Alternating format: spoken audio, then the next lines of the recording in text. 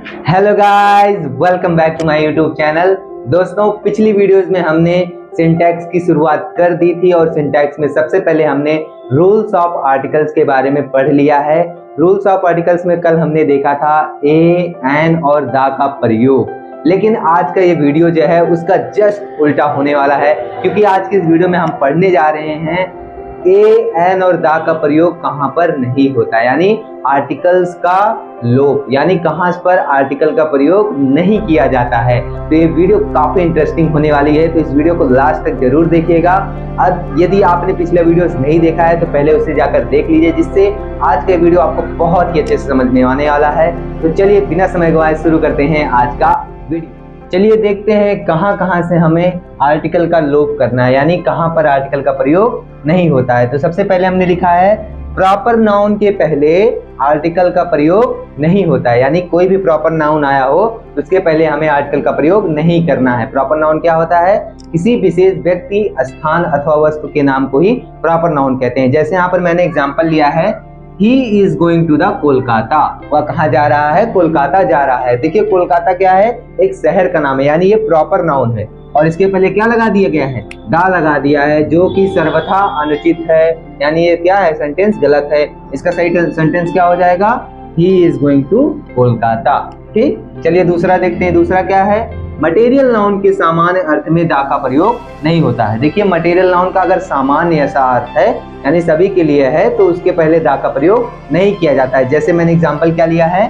The gold is a precious metal. देखिए यहाँ पर गोल्ड का सामान्य सा अर्थ दिया जा रहा है ना, तो the gold is a precious metal मतलब सोना जो है एक बहुत ही कीमती धातु है, तो इसके पहले दा का प्रयोग नहीं किया जाएगा। देखिए यहाँ पर किया गया है, इसलिए क्या है? गलत। सही क्या होगा?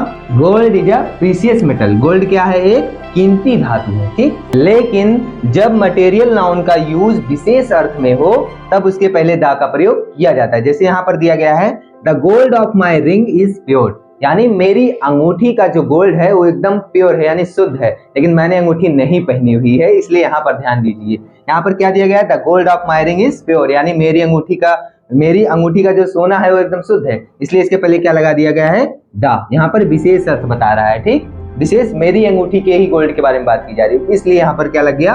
दा लग गया। ठीक, अब आगे तीसरे पे। तीसरा क्या कर रहा है? एब्स्ट्रैक्ट नाउन के पहले दा का प्रयोग नहीं होता है। जैसे the honesty is the best policy. यहाँ पर देखिए ऑनेस्टी आ गया ना। ऑनेस्टी क्या है? एक एब्स्ट्रैक्ट नाउन है, और इसके पहले क्या लगा दिया? दा लगा दिया, जो कि सर्वथा अनुचित है। इसका सही सेंटेंस क्या होगा?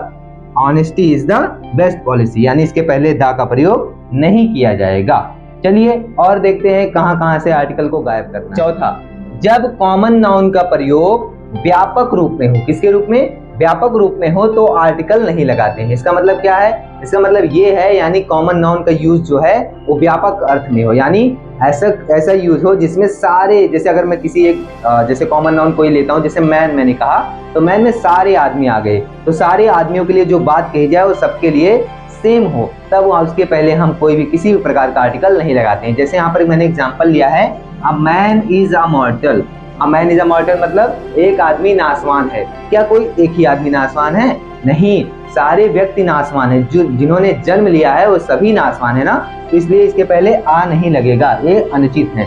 सही क्या होगा? Man is मॉर्टल। मैन इज मॉर्टल यानी आदमी नासवान है। ठीक, इसके बाद अगला देखो, school, college, temple, hospital, bed etcetera आदि का प्रयोग अपने उद्देश्य के लिए हो तो दा नहीं लगाते हैं। कहने का मतलब क्या है? स्कूल किस लिए होता है? पढ़ने के लिए होता है। मंदिर किस लिए होता है? पूजा करने के लिए होता है। तो जो जिसका उद्देश्य है, यदि उसका उद्देश्य उसमें बताया जा रहा है किसी सेंटेंस में, तो वहां पर दा का प्रयोग नहीं करते हैं, वहां पर दा का प्रयोग नहीं करते हैं। लेकिन यदि उसका उद्देश्य के अलावा कुछ और काम किया जा रहा है तो वहां पर हम दा लगा सकते हैं। जैसे मैंने एग्जांपल लिया है, he goes to the school. वह स्कूल जाता है। अब वह स्कूल जाता है किस लिए जाता है? पढ़ने जाता है, तो अपने उद्देश्य के लिए जा रहा है ना, अध्ययन के लिए जा रहा है। उद्देश्य क्या है उसका?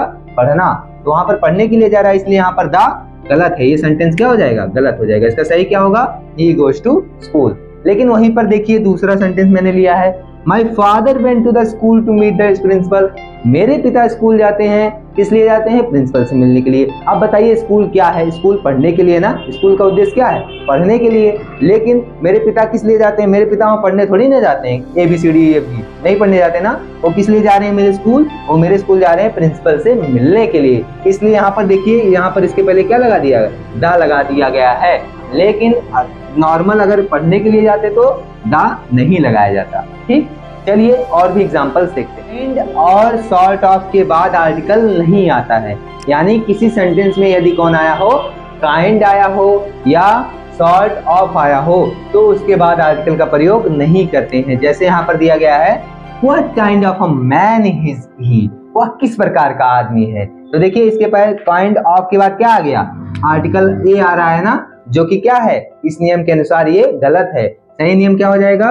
What kind of a man नहीं होगा, What kind of man is he, ये हो गया सही। ठीक है, चलिए अगला सेंटेंस देखते हैं। अगला क्या है? बीमारियों के नाम के पहले या रेगुलर मील्स के पहले, रेगुलर मील्स के पहले दा का प्रयोग नहीं होता है। इसका क्या मतलब है? बीमारियां, देखो बहुत सारी बीमारियां होती हैं, फीवर, मलेरिया, डायसेंट्री, बहुत सारी बीमारियां होती हैं। उसके पहले अगर वो दिया गया है तो उसके पहले हम दा का प्रयोग नहीं करते हैं। लेकिन दो ऐसी बीमारियां हैं जिसके नाम के पहले हमेशा दा का प्रयोग होता है, जैसे द मीसल्स और द मम्स। अब इसका मतलब तो नहीं मालूम, लेकिन ये दो बीमारियां ऐसी हैं जिनके पहले हमेशा दा का प्रयोग होता है। बाकी और सारी बीमारियां, चाहे जो बीमारी हो, इसके पहले दा का प्रयोग नहीं किया जाता है। और रेगुलर मील्स माने जो कि हम खाना खाते हैं, जैसे सुबह खाना खाते हैं तो क्या कहते हैं? ब्रेकफास्ट, दोपहर को खाना को लंच और रात को खाना को डिनर, तो उसके पहले भी दा का प्रयोग नहीं होता है। तो क्या है? खेलों के नाम के पहले आर्टिकल नहीं लगाते हैं, यानी खेलों के नाम जैसे हॉकी, क्रिकेट, बास्केटबॉल, फुटबॉल, ये सब खेलों के नाम है, इनके नाम के पहले कभी भी आर्टिकल प्रयोग नहीं किया जाता है। जैसे यहाँ पे मैंने एग्जांपल लिया है, आई प्ले द हॉकी, कभी भी द हॉकी नहीं होता है, आई प्ले हॉकी होता है। ठीक, यहाँ पर इसके पहले दा नहीं लगेगा, किसी भी प्रकार का आर्टिकल नहीं लगेगा। चलिए अगला देखते हैं। अगला क्या है? अपॉइंट, इलेक्ट, मेक और क्राउन, चार ऐसे शब्द हैं जो कि कॉम्प्लीमेंट के लिए यूज होते हैं। कॉम्प्लीमेंट मतलब तारीफ के लिए, यानी प्रशंसा के लिए यूज होते हैं। तो इनके अगर ये वर्ड सेंटेंस में आए हो तो इसके बाद कभी भी किसी भी प्रकार का आर्टिकल नहीं लगता है। जैसे मैंने यहाँ पर लिखा है, ही वॉज क्राउंड किंग, यहाँ पर क्राउंड द किंग नहीं होगा या क्राउंड अ किंग नहीं होगा, क्या होगा? ही वॉज क्राउंड किंग, मतलब उसे राजा बनाया गया। ठीक, अगला क्या है? जहां नेचर का अर्थ प्रकृति हो वहां दा नहीं लगाते हैं। क्या मतलब है? नेचर एक ऐसा वर्ड है जिसके दो मतलब होते हैं। कितने मतलब होते हैं नेचर के? दो मतलब। कौन कौन से देख लेते हैं। नेचर का मतलब होता है, पहला तो प्रकृति होता है, और दूसरा मतलब होता है स्वभाव। क्या होता है? स्वभाव। तो जहां पर नेचर का मतलब प्रकृति होगा, क्या होगा?